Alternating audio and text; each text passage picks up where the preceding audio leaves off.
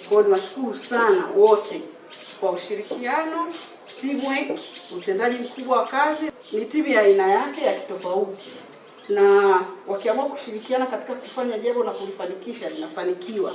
Kuna maeneo mengi ambayo hapa tukuyaweka na tukuyapitia kwa in details ambayo ni kama mafanikio, ikiwepo eneo la mama na mtoto na maeneo mengine yote ambayo tumefanikiwa kwa kiasi kikubwa kupunguza zile indicator kama zilikuwa za hali ya juu kwenda hali ya chini, lakini kuweka mikakati madhubuti ya ufuatiliaji wa zile changamoto ambazo tuliziona zinachangia sana katika kuchangia vifo vya mama na mtoto. Kwa mikakati ambayo tumeiweka kwa pamoja kama timu, tunaamini itaendelea kufanyiwa kazi na itaendelea kupunguza na kuonyesha matokeo makubwa.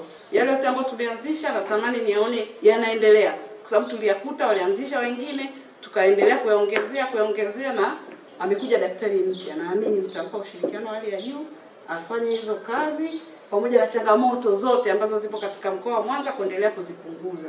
Kwa hiyo tuendelee kuishi kwa umoja, upendo, ushirikiano, kuhakikisha tunatatua changamoto za wananchi, kumsaidia Mheshimiwa Rais katika kuondoa changamoto na kuleta tabasamu. Utumishi wa umma ni kijiti popote unakwenda. Kwa hiyo utakuwa Singida, karibuni sana. Nimekabidhi leo hapa ofisi rasmi na mimi nikakabidhiwa Jumatatu. Lakini nikiri kwamba Dr. Leba amenipitisha kwenye document hii ya makabidhiano na kunipa ABC za sekta yetu ndani ya mkoa wa Mwanza. Tayari at least na picha fulani ambayo nakushukuru sana ambao umenipitisha, ambao nimeiona.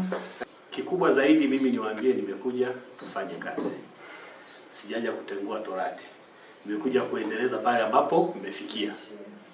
Na nipongeze daktari kwa muda ambao umekaa hapa, sio mrefu sana, lakini kwa yale unayoyatamka ambao umeyafanya, umeutumia vizuri huo muda mfupi kuweza kumove na timu na kupata matokeo ambayo tunayapenda.